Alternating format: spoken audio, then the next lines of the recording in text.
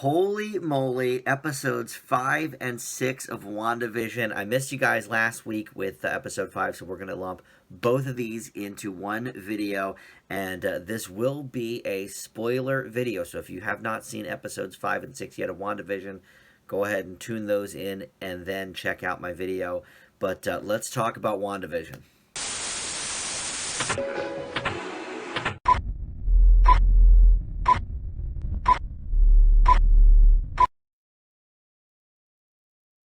Hey everybody, Dan here. This is Dan Reviews It. We're going to talk about WandaVision in this spoiler video for episodes 5 and 6. We're going to talk in detail about things that are happening in these two episodes. If you are new to my channel, welcome, welcome. Please hit that subscribe button below if you're so inclined. And if you want to get all my notifications, you can hit that bell as well. But boy, oh boy, I was a little late on the trigger last week with episode 5, and I figured, you know what, it's like a couple days later now. I'm going to not watch it and save it until right before episode 6 goes up, and then I'll just watch them together in one big thing. And believe it or not, I was able to, I knew there was a special person in episode 5 that showed up at the end, but I was able to actually avoid spoilers in finding out who that was until I watched the episode a week later. So thank you for all the people that comment on other Facebook threads and didn't say any specifics. I appreciate that. But like I said, this will be a spoiler review, so please keep that in mind as we go forward. So episode 5, we know, is called On a Very Special Episode. And from the ads, we could tell from the look of the place that it's going to be more of a Family Ties type of parody, and so that's exactly what is happening here. It opens up with a very Family Ties vibe, complete with you know, the 80s clothes and the hair. Wanda's hair actually, to me, does not look like Elise Keaton from Family Ties. She looked more like the Suzanne Summers character on Step by Step, but you know, whatever. Obviously that's, you know, also late 80s, early 90s kind of thing going on, so it all made sense with it. But Catherine Hahn's, you know, got the crazy hair as well. So for the first few minutes of episode 5, things are going just in general sitcom fashion until Agnes, played by the great Catherine Hahn, comes over, wants to hold the babies. Tommy and Billy asks if Wanda wants to do the scene over. And, you know, therefore sort of making Vision go, okay, wait, what? Do the scene over? What, you know, what's that mean? And Wanda pretends like it was nothing. It was like, oh, no, it's fine. Hold the babies, you know, whatever. So Vision is a little bit confused here. And in these two episodes, Vision really figures out everything that's going on. We all kind of figure out everything that's going on from these first few episodes. So I'm actually glad I watched these two as a pair, because they really do kind of go hand in hand. But let's continue with the episode 5 here. So the babies stop crying all of a sudden and become like 4-year-olds or 5-year-olds maybe, which is a classic sitcom ploy. Family Ties did do just that. They had a baby 1 year, and then the next season he aged up to like 4 years old or something. Growing Pains did it. Many sitcoms of that time did it. So then we get to the WandaVision theme song, which this time is in the 80s motif. It starts with the Family Ties type paintbrush, but there are also nods to Growing Pains and Full House with this theme song, because we see the kids growing up a la Growing Pains, and then we also see them, you know, hanging out in the park having a picnic just like Full House. So at the start then of, you know, the episode that we see after the theme song, we have outside Westview where all the sword tents are set up and everything. Monica here being questioned. She's, you know, been ejected again from Westview, so she's introduced here to Darcy and Jimmy Woo. They come back to us, and they're having a hard time finding any information from Monica's labs or tests. They're basically blank, which is very interesting. So Tyler Hayward comes in. He's sort of the head of SWORD at this point, and he is basically calling Wanda not the victimized as they thought, but the victimizer, and actually a terrorist. And so Jimmy Woo explains the history of Wanda, including how she got her telekinetic powers. And, that's not only, of course, for the people in the show that might not know, but us, the audience, if we, are not really following the Avengers storyline, or we're not following the MCU or any of that, if we are just like, oh, I've heard such great things about this WandaVision, let me check it out, he's, basically telling us, the audience, so that's fine. Monica says, though, that she does not believe that that Wanda is actually a terrorist. She's got no political agenda, and that she's only alive herself because Wanda protected her, and kicking her out, was not a premeditated act of aggression. So, good old Tyler Hayward shows a video then from 9 days ago of Wanda stealing Vision's body and resurrecting it from Sword headquarters, disregarding Vision's living will. And Jimmy Woo wonders how she was even able to do that without the Mind Stone. So now we go back to the 80s show, the show within a show, and it's a typical sitcom scene, the boys giving a bath to this random dog. Agnes comes in with the doggy house as if on cue, and they name it Sparky. Wanda creates a dog tag right in front of Agnes with her magic, and Vision is like, whoa, whoa, what are you doing? And Wanda's like, you know what, I'm sick of hiding my powers, da-da-da-da. Agnes isn't even noticing this, whatever. So they're like, okay, boys, you can't really have a dog until you're, let's say, 10. And so the boys transform immediately into 10-year-olds. And Agnes, again, not really even noticing anything. She just makes a joke about, oh, let's hope the dog stays the same size. So, okay, weird that she's not noticing these changes to us, at this point in time. But then we find out a little bit more. So we go back to Sword here. Monica is trying to figure out with Darcy how she would be able to re-enter Westview again.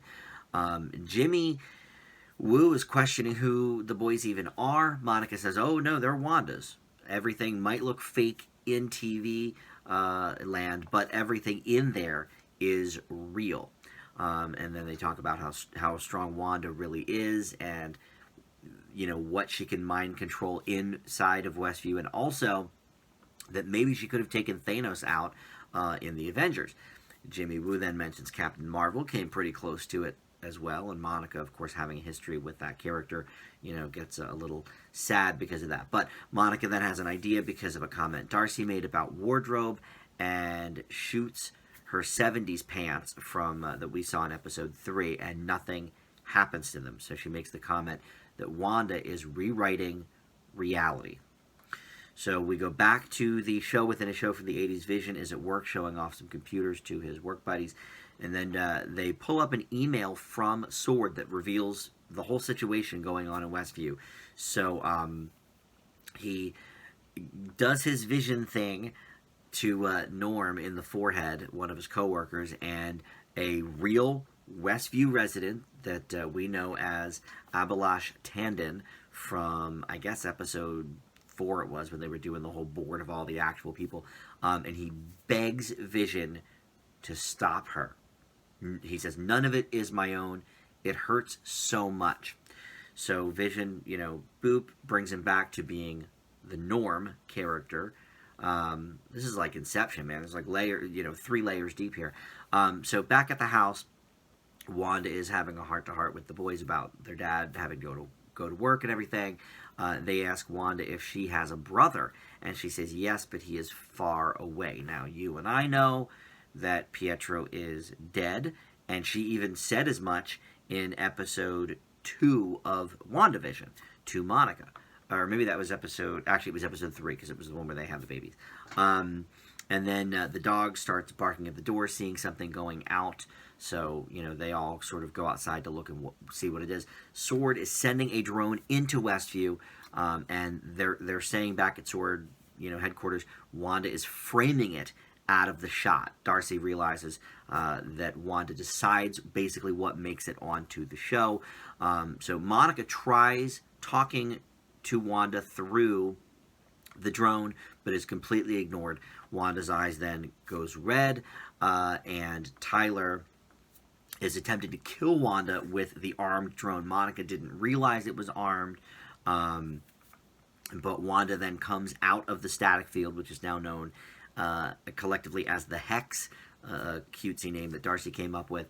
And she brings them the broken drone, basically, Wanda does, throws it at the agents that are ready to fire at her. Tyler says, well, you can hardly blame us, Wanda. And she tells them this will be the last warning and to stay out of her home.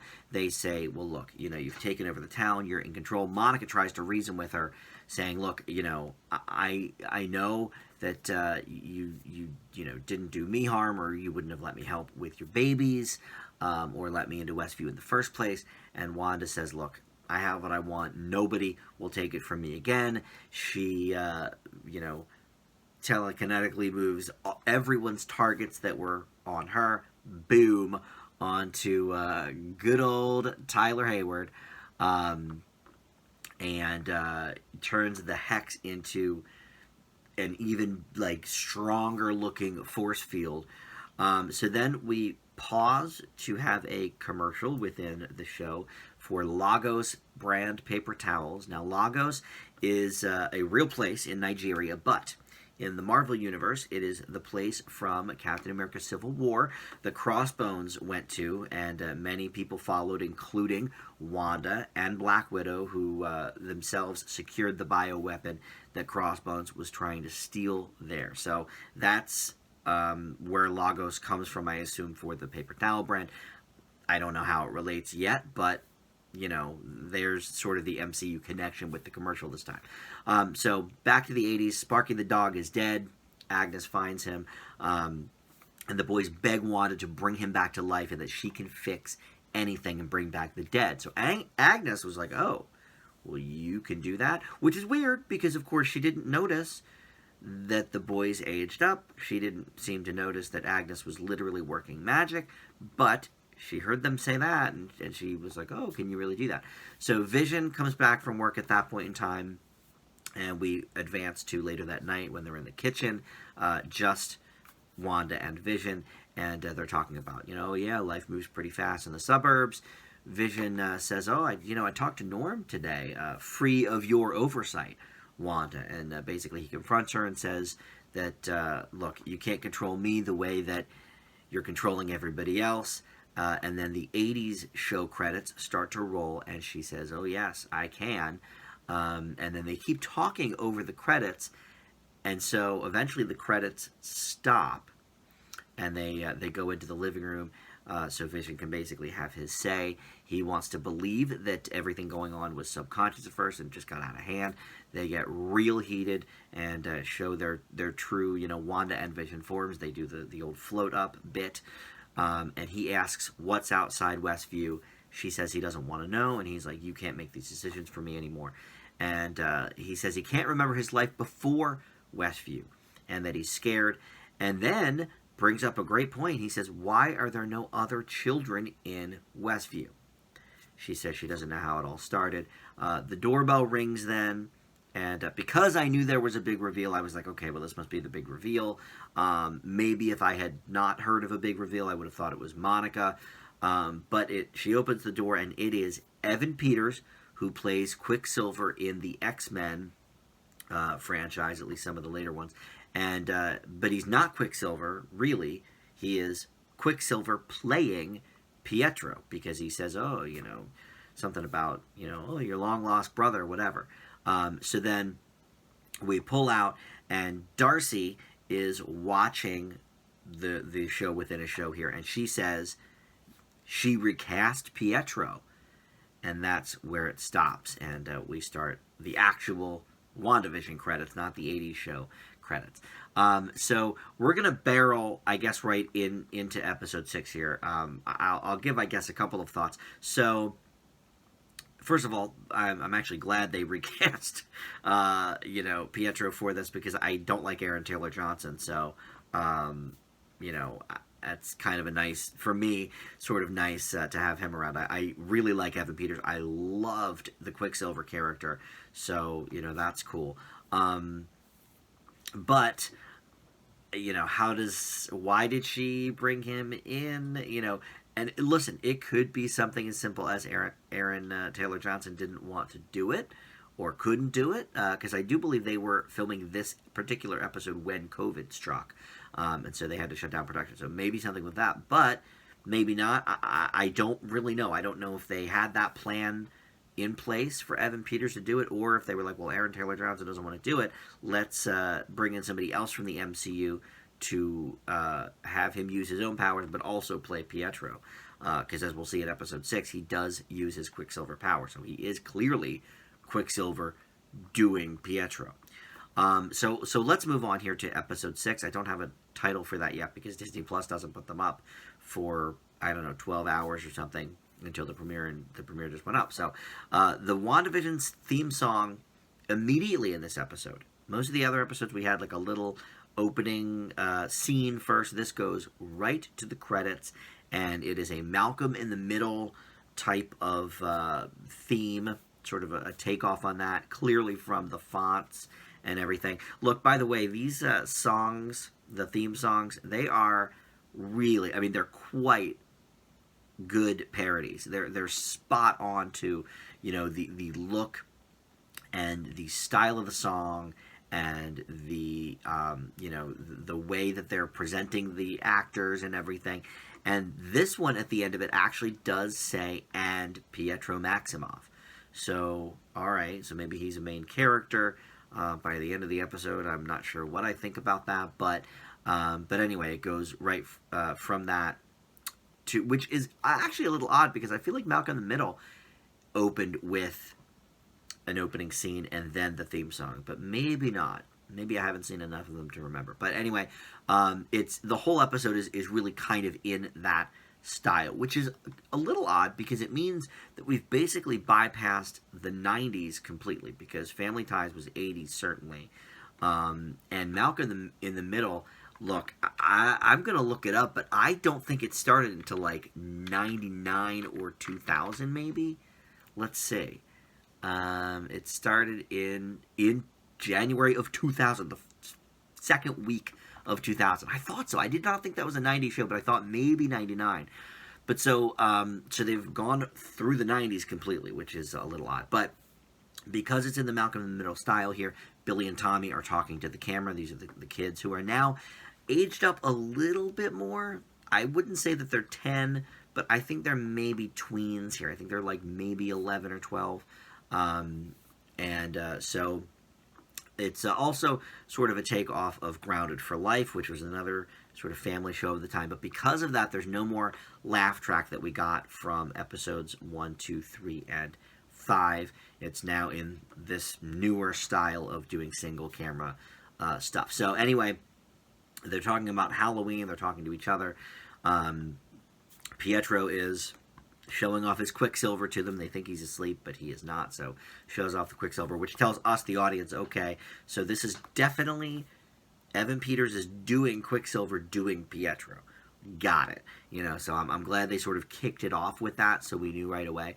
So Wanda and Vision come down in their costumes. Vision insists that he's actually going to do a neighborhood watch duty, and it will not be trick-or-treating with everybody else. So Pietro and Wanda go trick-or-treating with the kids. And I'm going to call him Pietro, even though he's technically Quicksilver playing Pietro, but we'll just keep calling him Pietro. So we see Sword Headquarters here. They bring the busted drone in to, take a look at that. And Tyler Hayward is getting some static from what I'm going to call the trio, which is Monica, Jimmy, and Darcy. They try to reason with him, but look, Monica says, we have no clue what's going to happen in Westview or outside of Westview if Wanda dies. And she says, if Wanda is our problem, she has to be our solution.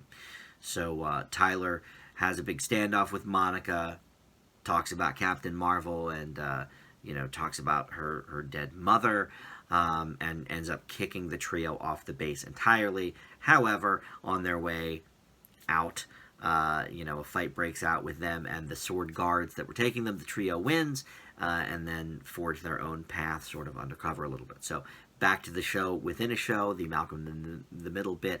Wanda tests Pietro by throwing some fake facts his way, and he's like, hey, you're testing me. That's cool, He said he knows that he looks different. She asks why that is, and he has no clue. The kids want to get candy very quickly, and they go, kick ass. And Wanda goes, kick ass. Now that to me has two meanings.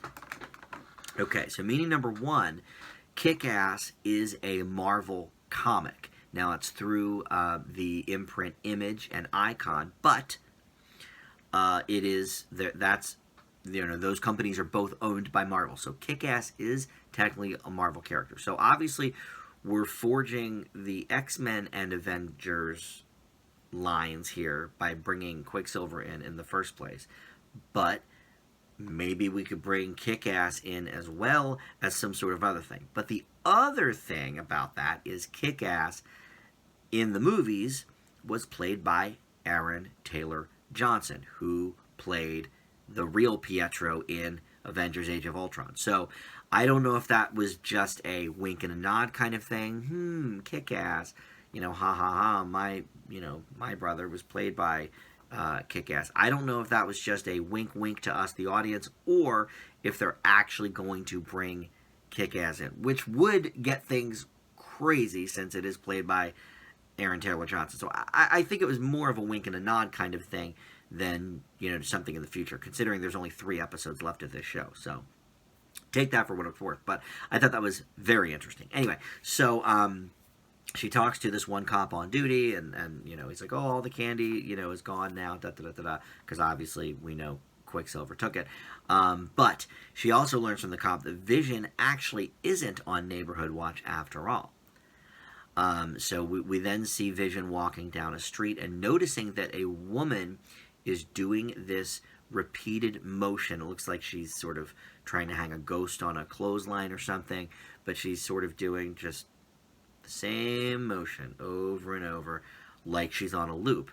However, we do see a single tear kind of dropping from her eye. So, all right, well, this is certainly interesting. So then we pause the show within a show, and we do a commercial. This is a claymation commercial that you would certainly have seen in the late 90s and early 2000s for Yo Magic Yogurt. And in the commercial, a kid literally dies on a desert island because he can't open the yogurt. And the tagline is, Yo Magic Yogurt, the snack for survivors. Okay, so now, is that a nod to the show Survivor? Because this is supposed to take place in the year 2000 when Malcolm in the Middle started? I don't know. Or is it something to do with survivors of the blip? We don't know. But we haven't really gotten any further information about any of these commercials. They're just sort of more Easter eggs, I think, for us, the viewer. But I just thought that was an interesting tagline. The snack for survivors. So anyway, we're back to the show now, the Malcolm in the Middle bit. Pietro is explaining his purpose within the Westview world. And he's like, look, I'm here to mess with the brother-in-law, be a bad influence on the kids, give you grief, Wanda. It's what you wanted, isn't it? So then they start talking about, losing their accents. And he was like, well, I heard you calling me and knew that you needed me. And as they're sort of having their little moment here, Tommy runs up to them with his Quicksilver-type super speed. And he's like, oh my God, Mommy, look what I can do, whatever. So the two boys go off together, but she tells them not to go past Ellis Avenue.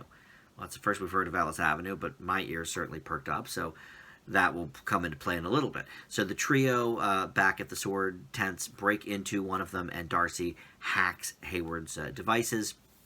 And he found a way to look past the boundary. So they see all these people showing up on the screen as little dots and can see their movement, where Vision is, and sort of all the people around him. But the people near the edge of town are barely moving at all. They're wondering if they're even alive. So then we go back inside the show and see Vision heading towards the edge of town himself. And he's realizing nobody's moving. Tries to talk to them. They cannot communicate. So he flies up, does the Vision thing, looks all over town, and sees this car stuck on the road on the edge of town. So he swoops down, and it is Agnes, good old Catherine Hahn, for the first time this episode. And he doesn't change his appearance from Vision at all when he approaches her. But she's basically frozen, but she can talk at least. She can move her face a little bit and talk. And she's like, oh yeah, I took a turn and got lost, which he doesn't believe for a second. So he does the old vision thing to her head, and she becomes not Agnes, but the person inside of Agnes. Now, I did not see Agnes's picture on the whole board of the town members that we saw in episode 4. So I wasn't sure if maybe that was a sign or something. Maybe they just hadn't gotten to her yet. But as an eagle-eyed viewer, I was like, well, that's interesting. But anyway, turns out I guess she is just one of the townspeople like everybody else. And she recognizes him as Vision once he does the Vision thing to her. And she's like, oh my God, you're Vision from the Avengers. He doesn't know what the Avengers is. And then she asks if he's dead. And he's like, well, why would you think that? And she goes, because you're dead. And then she starts screaming. So he puts her, back into her Agnes body. And he says he's trying to get out of town to help everybody. So basically, as she turns the car around, we see she's on Ellis Avenue, so we know, okay, well, that's about where the boundary is here. So he starts walking towards the border. Monica has a plan now to get into the Hex, but Darcy warns her that she can't, or she shouldn't anyway, because Hayward has her blood work as part of the data she's hacked, and the energy inside there has rewritten her cells the 2 times she's gone in. So, beware. But she says, look, I know what Wanda's feeling. I will not stop until I help her. So Darcy insists on staying there, though, in the tent, because there's still one more firewall to break through on Hayward's computer. So back in Westview, Wanda and Pietro say that their parents would have loved this, and then we really start talking seriously. There were hints of it before that he knows exactly what's going on, but now, he's like, listen, where have all the kids been before tonight? Because it's Halloween, and all the kids are out now, but, of course, we saw the conversation between her and Vision at the end of episode 5, where he asked, why are there no other kids in the town except ours? So Pietro knows, though. He gets it. He's like, look, makes sense. There's no need to traumatize the people inside the bodies except for the holiday cameo show. He doesn't say inside the bodies, but we, the audience, now know what's going on, kind of. And he explains, how smart Wanda's whole thing is, breaks it down for everybody in the audience here. He's like, oh, makes sense. Families and couples stay together. Some people got better jobs. He said he's impressed and asked her how he did it. And she says she doesn't know how. Whether that's true or not, we don't know yet. But she tells him, I don't know how it happened. She says she felt completely alone and empty. And then she's sort of looking down when she says that, looks up at Pietro and sees him as dead for just a second. So Vision is now on the move. Darcy sees it, the Sword people see it, and he is about to breach the wall. So they all sort of gear up, get over there. He is almost able to get through, but is literally just coming apart as he's attempting it. And because Sword saw him on the thing, they're all waiting for him, but will not help him, which Darcy is like, oh my God, like, why aren't you helping him? And then, of course, Tyler realizes, wait, Darcy, why are you here? So he handcuffs her to the truck that they have. And just then, Billy, inside Westview, runs up to Wanda and Pietro and is like, oh my God, Dad's in trouble. I can tell, I can hear him. So, she's worried. And Pietro goes, well, don't worry. Don't sweat it, sis. It's not like your dead husband can die twice. That pisses her off enough that she zaps him. I don't know if he's dead or not, which is why I said earlier I'm not sure if he's going to be a regular character. He appeared in the opening credits of this episode, but who knows what that means. He could easily be dead also. Although, I don't know. Would they kill Quicksilver? I don't know. Maybe he's just stunned. But either way, she has Billy focus, and he sees that his dad is dying. So Wanda pauses the entire town with her red beams and starts moving the border of the town so basically Vision can come back into it safely as he is really falling apart here. So all the Sword guys go running. Darcy gets trapped in the town because they handcuffed her to the truck. But eventually, Wanda moves the border of the town far enough that most of the Sword agents get trapped as well. And then the episode ends with Hayward driving away, saying on a radio, does anyone read me? Does anyone read me? Yikes, man. I mean, this was a couple of mind Fs, these episodes. And look, I knew that they would be building to something. I love that it started out slowly. It's a 9 episode miniseries, so the first 2 episodes were like they were kind of setting things up, but almost not really. It was more like, okay, here's this homage to 50s and 60s sitcoms, but what does it all mean? Well, we don't have any idea. And then starting in episode 4, we really were starting to get drips and drabs. But here, like I said, I'm glad I'm actually doing this video as 5 and 6 together, because there's so much that go hand in hand with these 2 episodes. We learn so much as the audience that, okay, Wanda is in control, and not only of the town, but of the people in the town. And she's basically dictating everything that is going on. Vision, finally getting keen on things, but he didn't seem to really react when Agnes said he was dead. So, was he really listening, or was he so focused on, I gotta help these people, da da da da da, and then she started screaming right after that anyway. So did he hear, really, that he's dead? Because, of course, he can't really ask Wanda about that, because she'll just lie to him. And he doesn't know anybody else, because everybody in the town is under her spell. So, obviously, he saw people outside the border as he was sort of falling apart, but he couldn't really communicate with them, or didn't. So, I don't know what that means going forward here. But now, almost everybody on the whole program is inside Westview. Hayward had maybe 2 people with him in the truck as they were getting away, but most of the other SWORD agents became clowns in the town, and as the town progressed, I mean, she put up a used car lot, she was really making it a town as she was going on. But yeah, there's 3 episodes left. I don't know what a lot of this stuff means still, but I'm glad that we're getting a lot of answers as well as to what is going on inside Westview. I really am digging the way they've used some of these side characters from the MCU, such as Darcy and Jimmy Woo, because I like both of those actors, like I mentioned before, Randall Park and Kat Dennings. And so, I'm glad that they're using them to, I think, bigger potential than they were used in the films. They were such side characters. So I think that's great.